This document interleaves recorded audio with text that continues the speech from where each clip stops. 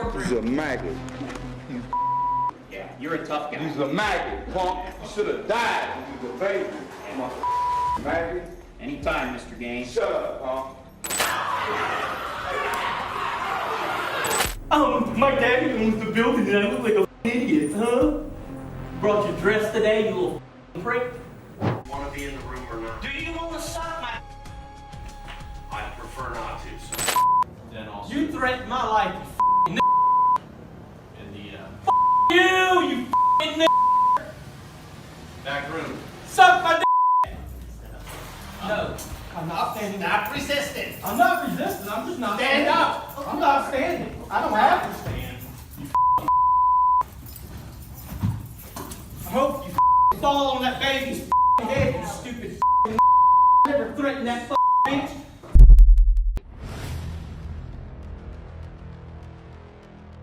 This is Sidney Newsom, who is standing before Southern District Judge Aubrey Rimes in Pike County Justice Court in Mississippi. Newsom is facing a domestic violence charge and is handcuffed and shackled. Initially, he appears relatively calm as he reviews the paperwork. Tension started building when the transport officer tapped the table, seemingly agitating Newsom. Not long after, Newsom's mother and brother enter the courtroom, and he tries to go and meet them before being guided back by the officer. After signing the paperwork, Newsom started arguing with the judge. But the judge wasn't having it today and quickly ordered his removal from the court. But Newsom has a plan. He hurls a stack of papers at the judge, but that doesn't satisfy him. The transport officer attempts to subdue Newsom, but he overpowers her, escalating the situation. Newsom then hurls a telephone at the judge and knocks over a computer monitor. It's now time for Judge Rimes to take control, and he did. Now Newsom's brother becomes involved, adding to the confusion. Additional transport officials rushed in to assist, finally escorting Newsom out of the courtroom. Judge Rimes regains control, and court staff works to restore order. Newsom's brother is eventually removed from the court, and proceedings resume. As a result of his disruptive behavior, Sidney Newsom is charged with contempt of court and serves 48 hours in jail. However, this wasn't the only time a convict freaked out during their sentencing.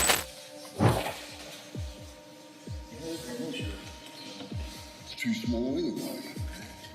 Take, for example, the case of 49-year-old Anthony Redding, who's facing a charge of felonious assault in Union County, Ohio. Redding allegedly punched his girlfriend in the face so badly that she lost an eye. Redding claimed the punch was in self-defense and pleaded not guilty. As if Redding's crime was not outrageous enough, his reaction to his sentence was even more dramatic. Ladies and gentlemen of the jury, the court's informed that you have reached a verdict. Is that correct? Yes.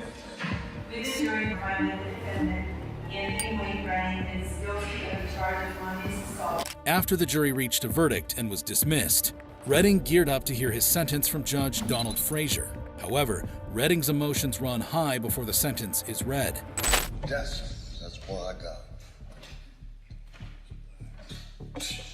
Satan. His attorney puts in a word hoping to get him to his senses. Anthony, I can make things to make right. There's still got sentencing to go through.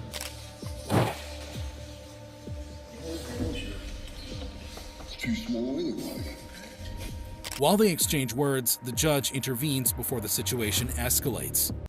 No reason for you to be acting this way. Come on, let's go. I think it's appropriate that the deputies put you in restraints before the court imposes sentence. Give me 18. Yeah. Yes. With the proceedings continuing, the prosecutor presents their statement, arguing for a strict and stringent sentence based on Redding's conduct dating back to 2008. The state believes that his conduct, dating back to at least 2008, warrants the most strict and stringent sentence available. Shut the up. Piece of Then it's Redding's turn to speak. It's not good. I did not intentionally hit and this will be ruination of my life. Finally, Judge Frazier delivers the sentence. All right. Well, the court finds that there's no genuine remorse shown here. The court further finds that a maximum sentence is warranted. Total prison sentence imposed is 18 years. Redding is sentenced to 18 years in state prison. This means he won't be eligible for release until 2037, when he'll be 68 years old. However, Anthony Redding isn't alone in his courtroom actions. Let's not forget the infamous incident involving 35-year-old Michael McDonald.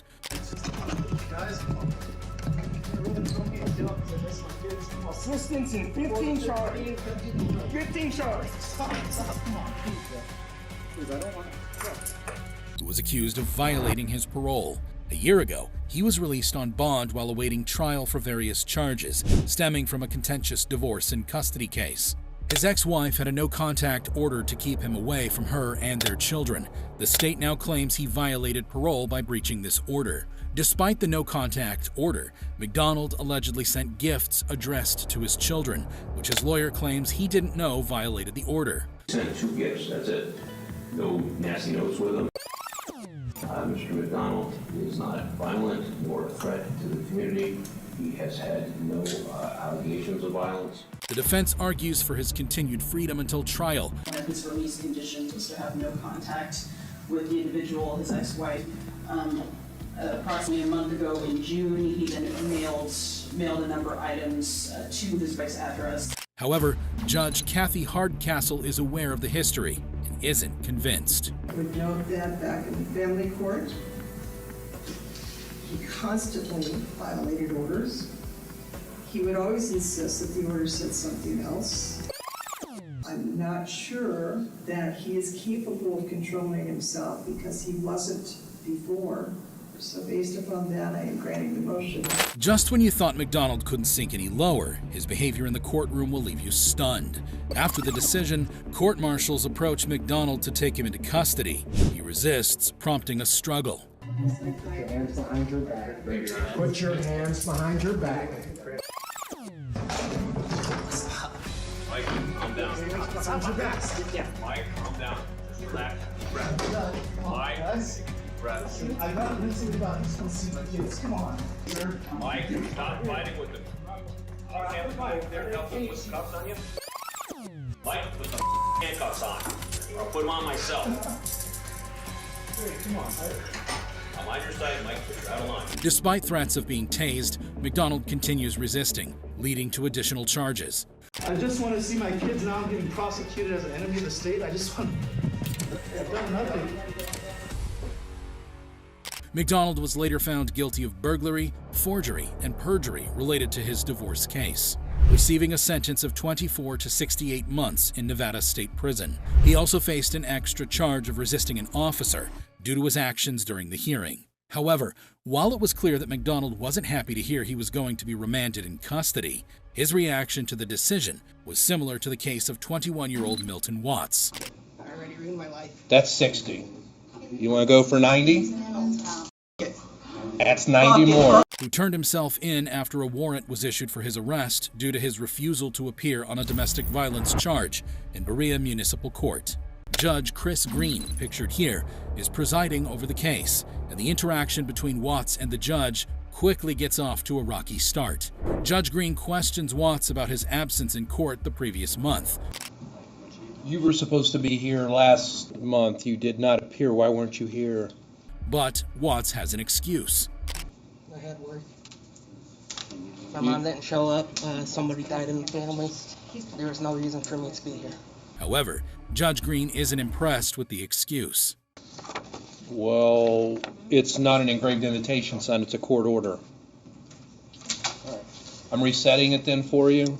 Watts attempts to handle the situation himself, stating he doesn't need an attorney.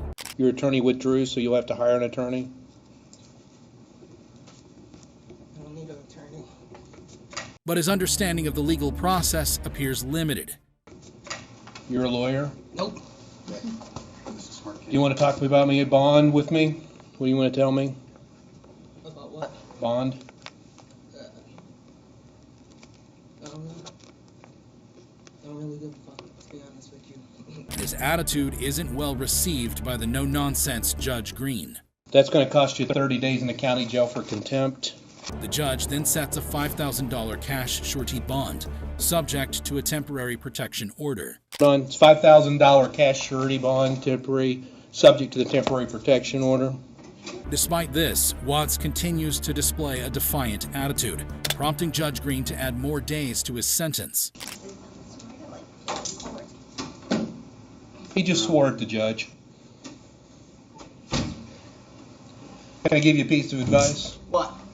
You can either make life easy or you can make life hard. I already ruined my life. That's 60. You want to go for 90? That's 90 more. That's 108. Even as his mother and family beg him to stop. Owen, stop! How many days you want to give me now? Are you sure counting, bitch? I like your suit. Thanks, man. Melvin! It's funny. Just let him do what you're not going to do anything. Eventually, Judge Green decides to reduce the sentence to 90 days in jail. However, while Watts' behavior was shocking, it's nothing compared to the utter mayhem caused by Sherry Lynn in Miami-Dade Bond Court. Who is this Cynthia Cuba? Tell me. I Whoever the you you referred allegedly to. tried to hit with the pliers. The other case, F-50-1426, Right from the private bond life. on and it's $5,000. Two, it's $5,000. Judge Mindy Glazer is handling bond hearings today, but one particular case stands out. Sherry Lynn is a defendant facing charges of felony battery and resisting arrest with violence. Lynn appears remotely and has a public defender representing her. Lynn's demeanor is immediately noticeable, and from the very start, it's evident that she's not pleased to be in court. But have you ever been treated for any mental health issues? Why don't you go fuck yourself first? Judge Glazer initially finds it somewhat amusing, but quickly addresses Lynn's behavior. Okay, well, I'm a little busy right now, so I'm not able to do that. Ma'am, I'm just trying to help you. Ma'am, he's trying to help you, and please don't use profanity or try and disrupt my courtroom, because I don't want to be forced to hold you in contempt of court. Judge Glazer addresses the charges against Lynn, including an alleged attempt to hit someone with pliers. She orders Lynn to stay away from the alleged victim's home and place of business. The judge sets the bonds for the various charges, including $1,000 for one count. And I'm ordering that you stay away from Cynthia Cuba. Do not have any contact with her, and you must stay away from her home and place of business. But Lynn isn't going to accept that quietly. Who is this Cynthia Cuba? Tell me. Whoever the You you referred allegedly to. tried to hit with the pliers. The other case, F-50-1426, Right from the private bond life. on and it's $5,000. Leave count 2 and 3. Two, it's $5,000. Interestingly, Judge Glazer maintains her composure. She suggests that Lynn should consider getting medical attention and reiterates the orders before concluding the hearing. Have a nice day, ma'am. We'll try and get you into the hospital. In the end, Lynn is ordered to pay a $50 fine as part of the proceedings. However, let's compare the jaw-dropping reaction of Lynn to the astonishing outburst by Keith Ferguson during his sentencing in Kalkaska, Michigan. You. Okay. Well. Ferguson is in court for the mindless murders of his wife and in-law. Ferguson had pleaded guilty to the first-degree and second-degree murder of his estranged wife, Tiffany Ferguson, and her father, James Weber. After shooting her, Ferguson brought the kids to his father-in-law's house and killed him. The children got away to a neighbor's home, but Ferguson broke into another neighbor's house and barricaded himself. He eventually surrendered to the police. Ferguson's actions were horrible, but little did anyone expect that Ferguson's response to their sentence would overshadow the outrageousness of their crime. The motive behind the gruesome act was believed to be Tiffany's recent filing for divorce. At previous court appearances, Ferguson displayed disdain for the court and the judge. You. Okay. Well. His disruptive behavior continued during this arraignment, where he refused to cooperate and raised profane outbursts. Can I get you to stand up there at the podium, please? All right, I need to have you raise your right hand for me. Okay, all right. Put me back in my cell. Okay, stop.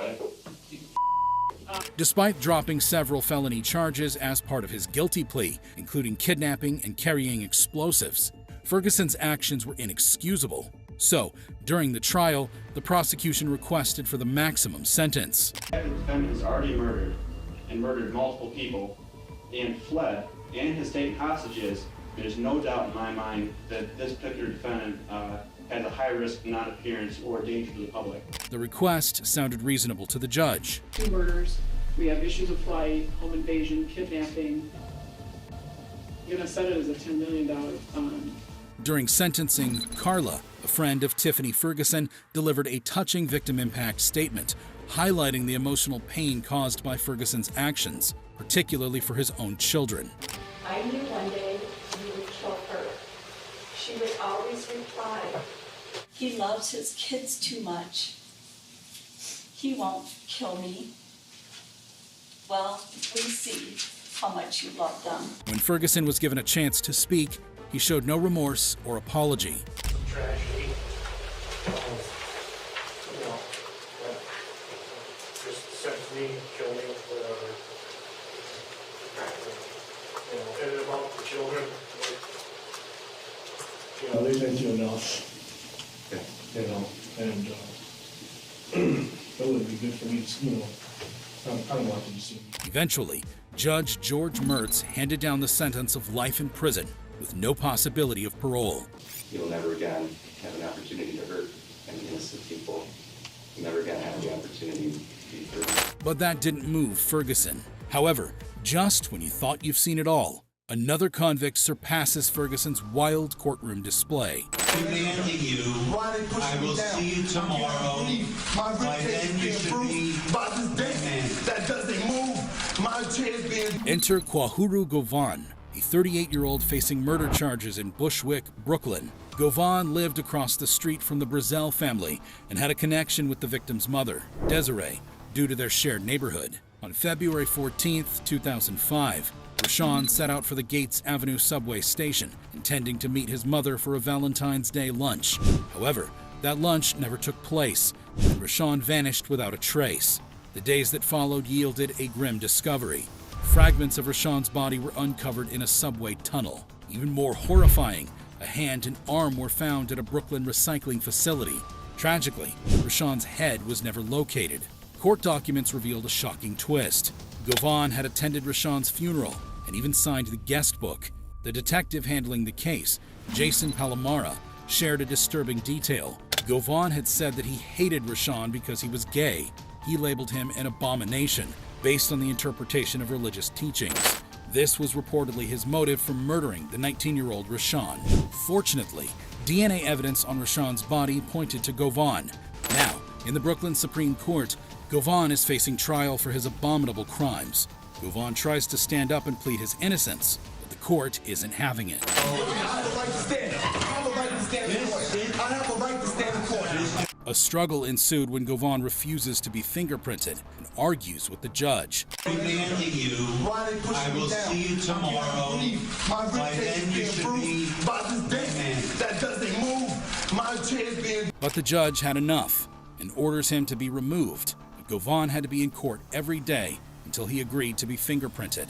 Govan subsequently pleaded not guilty to the crimes, but was sentenced to life imprisonment. However, it's not the first time a convict has lost control in court, just like what happened in the notorious case of Ellen McCarthy in Daytona Beach, Florida.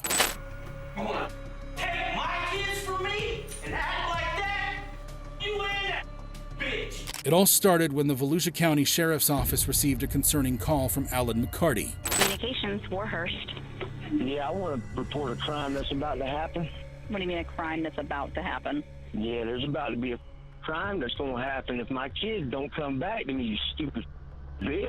Because your stupid judges don't want to bring people to courtrooms. I got a gun pointed at your building. Sir, what is going on? Who the you calling sir, you stupid bitch? Where's your judge warrant at? You gonna bring that bitch out in handcuffs and I'm gonna execute that son of a bitch right in the street. I'm letting you know I'm gonna shoot this bitch.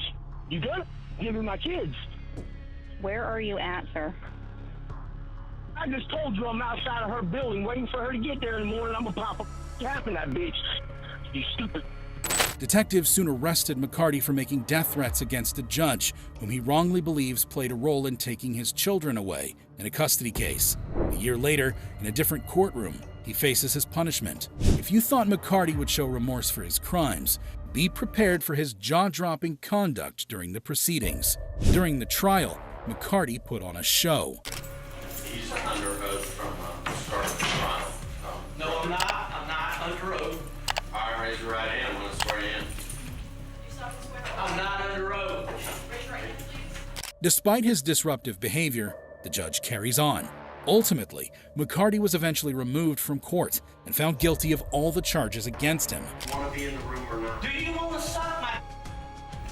I prefer not to, sir. Well, you got a mouth for it. No, do you want to be here or not?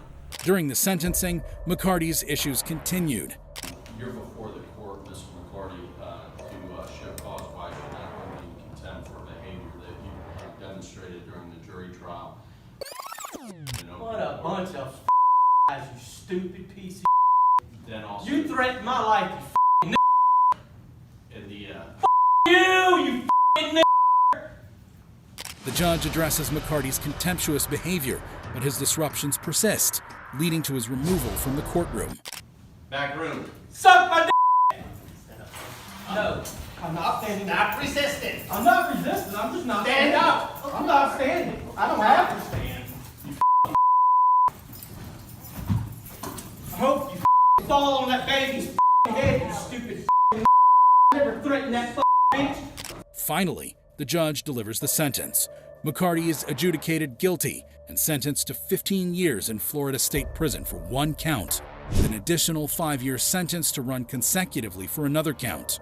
Count one, I'm going to adjudicate him guilty, sentence him to 15 years in Florida State Prison.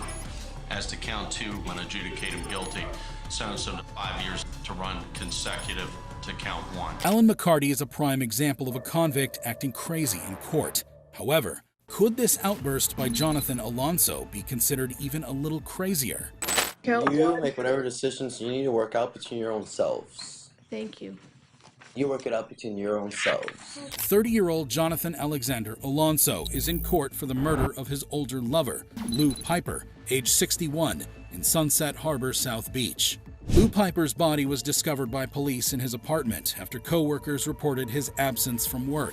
The state of decomposition indicated that Piper had been dead for several days. The gruesome scene that awaited the authorities was marked by stab wounds covering Piper's body.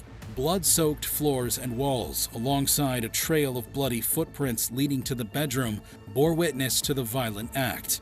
Multiple knives stained with blood were also found within the residence. The suspect, Jonathan Alonso, was taken into custody 2 days later. The relationship between Alonso and Piper had been complex. They had shared the same living space for over a year, and neighbors suggest that their relationship was romantic in nature. However, law enforcement had been summoned to their apartment on various occasions. In September, Piper had sought to have Alonso removed from the premises, citing alleged domestic violence incidents. However brutal the slaying was, wait till you hear how Alonso justified the murder.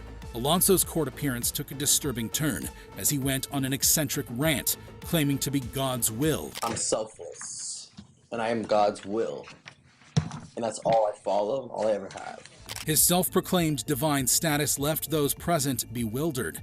In the bond court, he addressed the judge with unconventional statements, suggesting that individuals should resolve their conflicts themselves, as he followed his own unique path as God's will. You make whatever decisions you need to work out between your own selves. Thank you.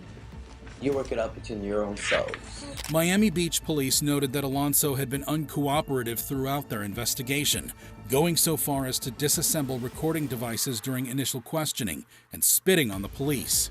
Eventually, Alonso was sentenced to 20 years and 6 months. However, while some may attribute Alonso's reaction to mental illness, it pales in comparison to the unfathomable behavior of 40-year-old Daryl Brooks. Yeah, I got requests. It ain't like they gonna be honored though. As it relates to the jury instructions, sir, what are your... I heard what the hell you said, man. Well, Mr. Brooks, that was very disrespectful.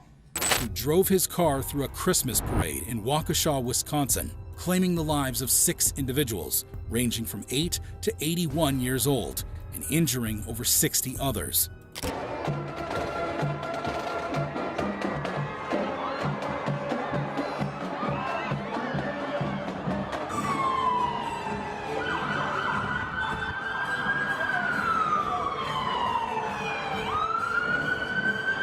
If you thought Brooks's crimes were reprehensible, brace yourself for their shocking conduct during the proceedings. Opting to represent himself in court, Brooks's trial took a perplexing turn due to his repeated interruptions, outbursts, and erratic behavior. Mr. Brooks, do you have any I'm requests? tired of my race being trampled on here too. I'm tired of it too. Do you have any requests as it relates to the jury instructions? Ain't nobody understand why I'm frustrated. How you gonna sit up here and make decisions based on what you think I said when I didn't give consent for you to do any such thing? These disruptions led to his removal from the courtroom on multiple occasions. I'm advising you to stop asking those questions. request, It will be considered an he's interrupted. Take him to the next courtroom. I'll make more findings when he is in the courtroom next door, and I can do that without an interruption. During the trial, a deeply unsettling event transpired. In an unnerving show of disrespect, Brooks engaged in a prolonged stare-down with Judge Darrow while forcefully banging his fists on the table. This stare-down terrified the judge. I need to take a break. This man right now is having a stare-down with me. It's very disrespectful. He pounded his fist. Frankly, it makes me scared. Brooks's confrontational behavior and intimidating demeanor continued, even as he was removed from the court and was speaking from a separate room. Yeah, I got the headphones on. You can't see that? What are your requests as it relates? What are your requests as it relates to the jury instructions, sir? Man, don't try to come with this whole little sir. Now it's all this sir and all this. Throughout the trial, Brooks displayed behavior that veered from defiance to emotional breakdowns.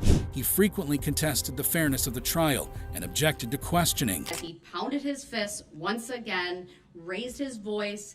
I understand, I really do, that he's upset with my decision to cut off his ability to present a defense, but that decision was made based on his conduct and his conduct alone. So let's be accurate on the record, since you think you know so much.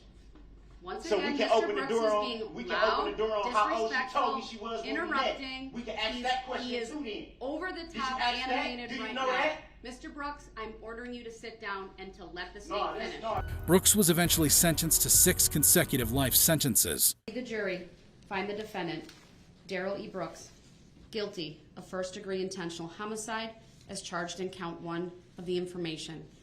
Dated this 26th day of October 2022, signed by the foreperson. However, when emotions run high in court, the actions of Brooks and Michael Gaines leave us questioning sanity itself. I don't think I have to take insults from. I know. You. Use a. He's a tough guy now. Use a. This is Michael Gaines, who is in court for battery of a law enforcement officer. Gaines was accused of spitting on 2 detention deputies. This act of aggression took a particularly concerning twist, as Gaines is HIV positive. Now in court, he appeared agitated and did not allow the judge to speak. All the evidence shows that you deliberately. Yeah, okay. Yeah. I know The you words did. were that you deliberately were hawking up. Bullshit. I didn't hawk up no saliva, okay? However, things got worse when Mr. O'Connor, the deputy district attorney, contributed to the case. I appreciate Mr. Gaines making my point for me. You punk. Very well received. Maggot mother. And I don't think I have to take insults from. I know. You. Use a. Use a. He's a tough guy now. Use a. Gaines turned it to a cussing match. Take out of the courtroom. Use a maggot. Yeah, you're a tough guy. Use a maggot, punk. You should have died when you was a baby. Yeah. Maggot.